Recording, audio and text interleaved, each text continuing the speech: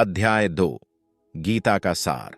संजय ने कहा, करुणा से व्याप्त, शोक युक्त, अश्रुपूरित नेत्रों वाले अर्जुन को देखकर मधुसूदन कृष्ण ने ये शब्द कहे। श्री भगवान ने कहा, हे अर्जुन, तुम्हारे मन में यह कल्मश आया कैसे? यह उस मनुष्य के लिए तनिक भी अनुकूल नहीं है जो जीवन के मूल्य को जानता हो। इससे उच्च लोक की नहीं अपितु अपयश की प्राप्ति होती है।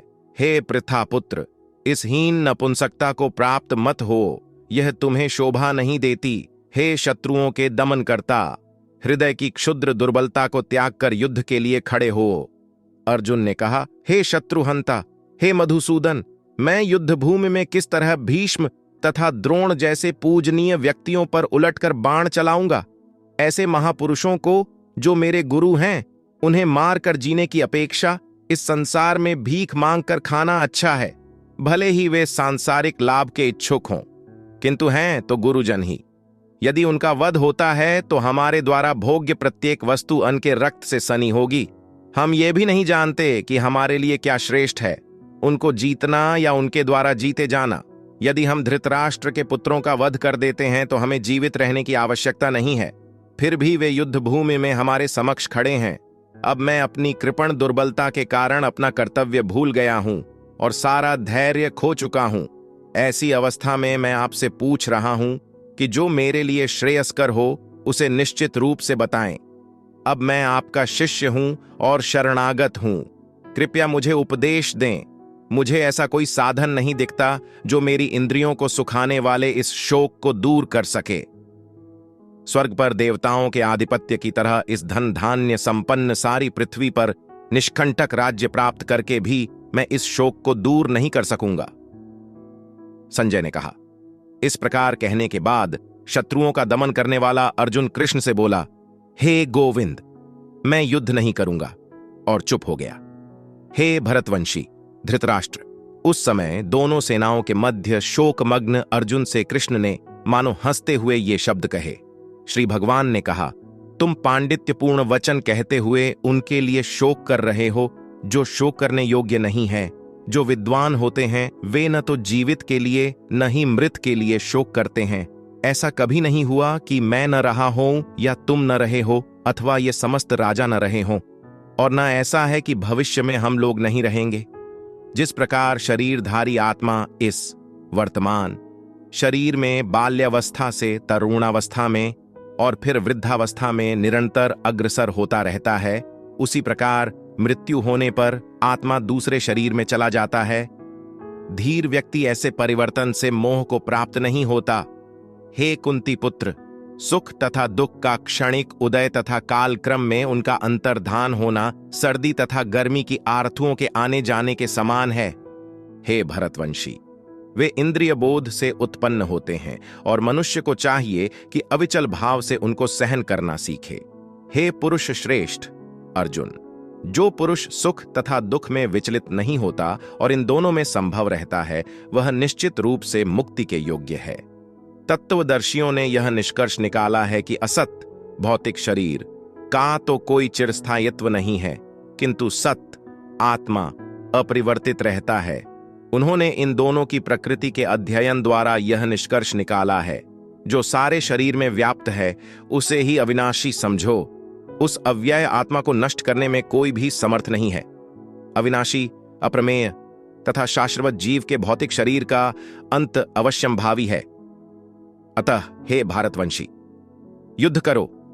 जो इस जीवात्मा को मारने वाला समझता है तथा जो इससे मरा हुआ समझता है, वे दोनों ही अज्ञानी हैं, क्योंकि आत्मा न तो मरता है और न मारा जाता है। आत्मा के लिए किसी भी काल में न तो जन्म है न मृत्यु। वह न तो कभी जन्मा है, न जन्म लेता है और न जन्म लेगा। वह अजन्मा, नित्य, शाश्वत तथा पुरातन है। शरीर के मारे जाने पर वह मारा नहीं जाता। हे पार्थ, जो व्यक्ति यह जानता है कि आत्मा अविनाशी, अजन्मा, शाश्वत तथा अव्यय है, वह भला किसी को कैसे मार सकता है या मरवा सकता है? जिस प्रकार मनुष्य पुराने वस्त्रों को त्याग कर नए वस्त्र धारण करता है, उसी प्रकार आत्मा पुराने तथा व्यर्थ के शरीरों को त्याग कर नवीन भौतिक शरीर धारण करता है।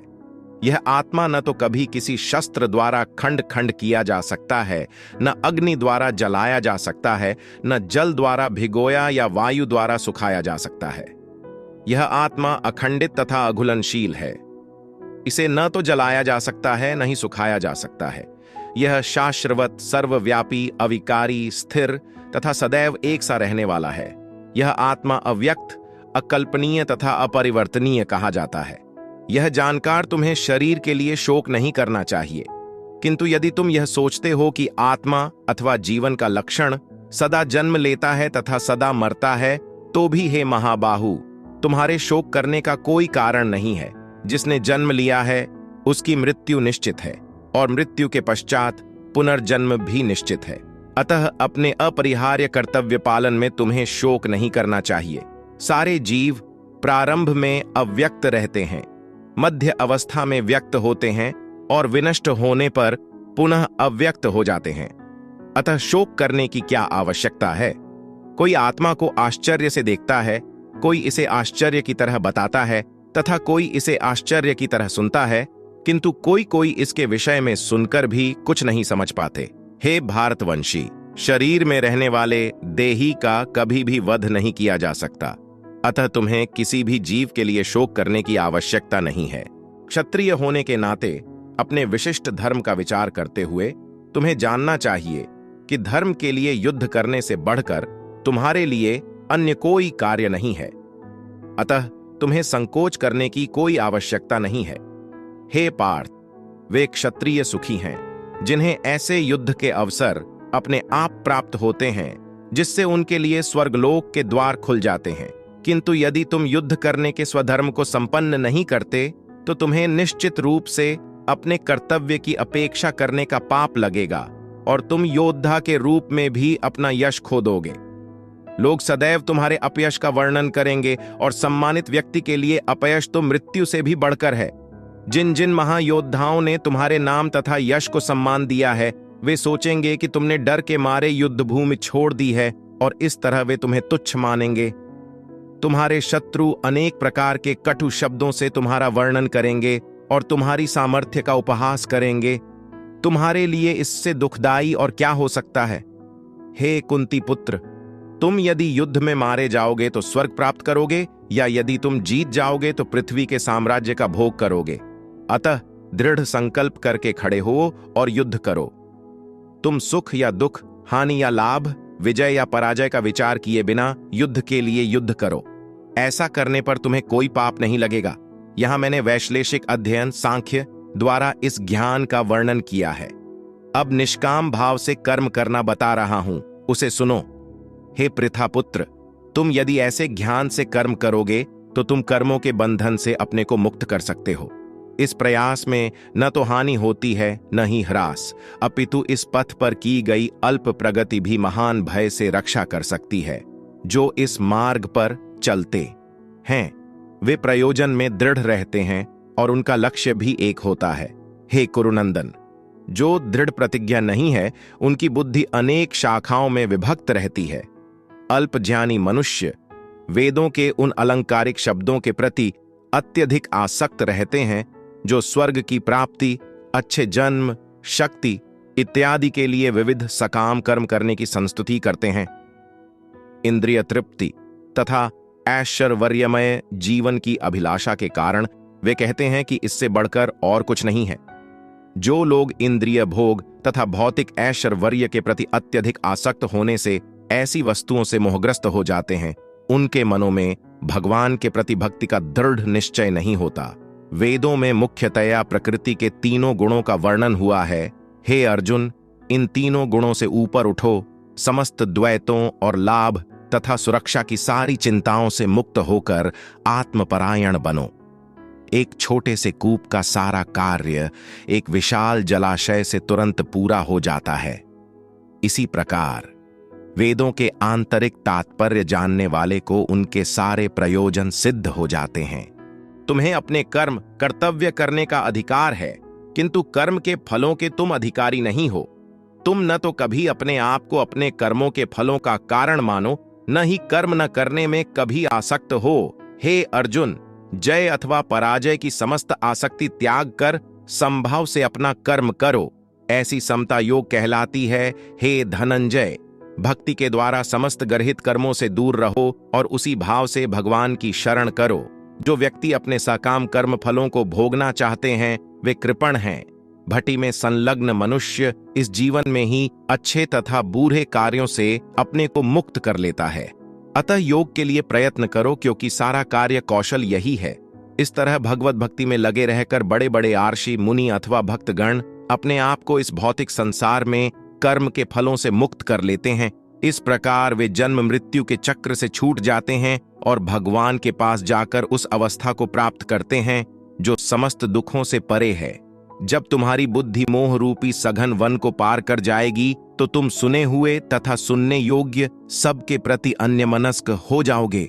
जब तुम्हारा मन वेदों की अलंकारमयी भाषा से विचलित न हो और वह आत्म साक्षात्कार की समाधि में स्थिर हो जाए, तब तुम्हें दिव्य चेतना प्राप्त हो जाएगी। अर्जुन ने कहा, हे कृष्ण, अध्यात्म में लीन चेतना वाले व्यक्ति स्थित प्रज्ञ के क्या लक्षण हैं? वह कैसे बोलता है तथा उसकी भाषा क्या है? वह किस तरह बैठता और चलता है?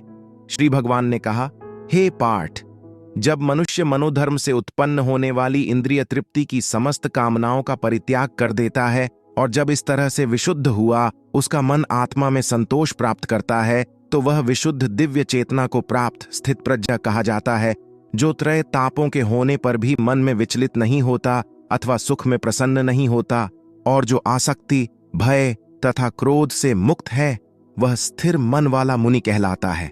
इस भौतिक जगत में जो व्यक्ति न तो शुभ की प्राप्ति से हर्षित होता है और न अशुभ के प्राप्त होने पर उससे घृणा करता है, वह पूर्ण ज्ञान में स्थिर होता है।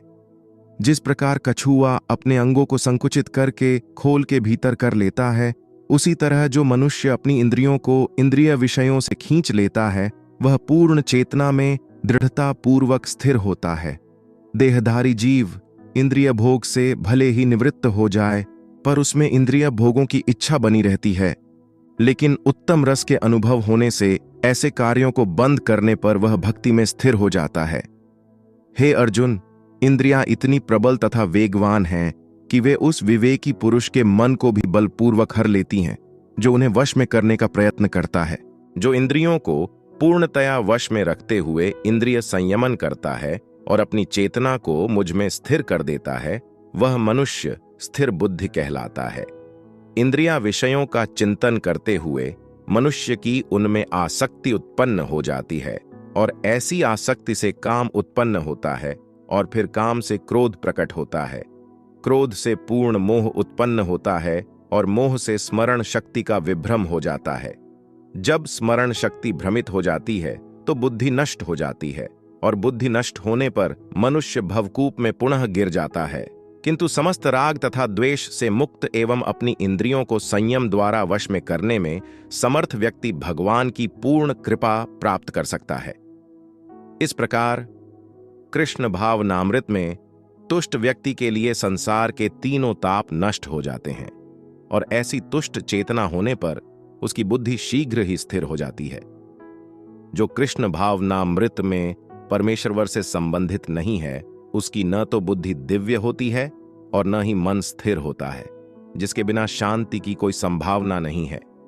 शांति के बिना सुख हो भी कैसे सकता है? जिस प्रकार पानी में तैरती नाव को प्रचंड वायु दूर बहा ले जाती है, उसी प्रकार विचरणशील इंद्रियों में से कोई एक जिस पर मन निरंतर लगा रहता है, मनुष्य की बुद्धि को हर लेती है। अतः हे महाबाहु, जिस पुरुष की इंद्रियां अपने अपने विषयों से सब प्रकार से विरत होकर उसके वश में है, उसी की बुद्धि निस्संदेह स्थिर है। जो सब जीवों के लिए रात्रि है, वह आत्म संयमी के जागने का समय है, और जो समस्त जीवों के जागने का समय है, वह आत्मनिरीक्षक मुनि के लिए रात्रि है। जो पुरुष समुद्र में निरंतर प्रवेश करती रहने वाली नदियों के समान इच्छाओं के निरंतर प्रवाह से विचलित नहीं होता और जो सदैव स्थिर रहता है, वही शांति प्राप्त कर सकता है। वह नहीं जो ऐसी इच्छाओं को तुष्ट करने की चेष्टा करता हो। जिस व्यक्ति ने इंद्रिय तृप्ति की समस्त इच्छाओं का परित्याग कर दिया है, जो इच्छाओं से रहित रहता है और जिसने सारी ममता त्याग दी है तथा अहंकार से रहित है, वही वास्तविक शांति प्राप्त कर सकता है। यह आध्यात्मिक तथा ईश्वरीय जीवन का पथ है, जिसे प्राप्त करके मनुष्य मोहित नहीं होता। यदि कोई जीवन के अंतिम समय में भी इस तरह स्थित हो तो वह भगवत धाम को प्राप्त होता है।